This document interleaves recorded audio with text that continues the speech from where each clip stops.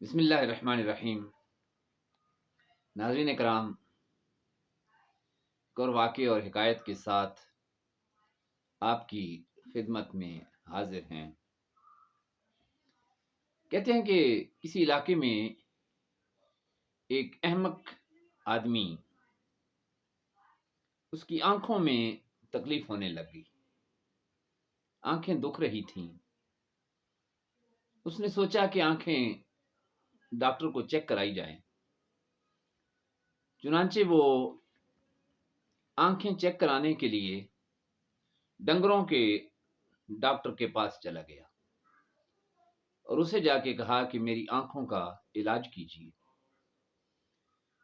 چونکہ وہ ڈاکٹر جانوروں کا ڈاکٹر تھا، جانوروں کا ہی علاج کیا کرتا تھا، اور اس کے پاس وہی ادویات تھیں جو وہ جانوروں کے لیے استعمال کرتا تھا،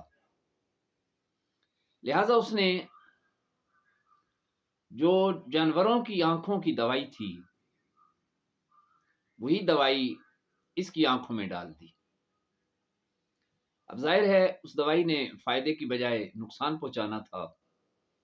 نتیجتاً اس احمق آدمی کی آنکھوں سے نظر چلی گئی۔ یہ معاملہ عدالت میں لے گیا اور ڈاکٹر کے خلاف کیس کر دیا۔ ڈاکٹر کے سامنے، جج کے سامنے جب ساری بات آئی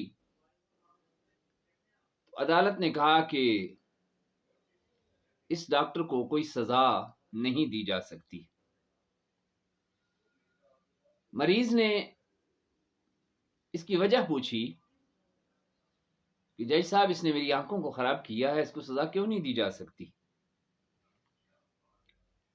تو جج نے کہا کہ تم گدھے تھے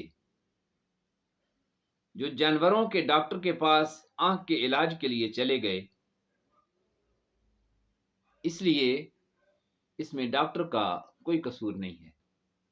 تم اپنی صفات کے لحاظ سے ایک گدھے کی مثل تھے، ورنہ انسان ہوتے تو انسانوں کے ڈاکٹر کے پاس جاتے۔ اس لیے کہا کہ جو شخص ایک میدان کا آدمی ہی نہ ہو، کسی انسان کا وہ فیلڈ ہی نہ ہو،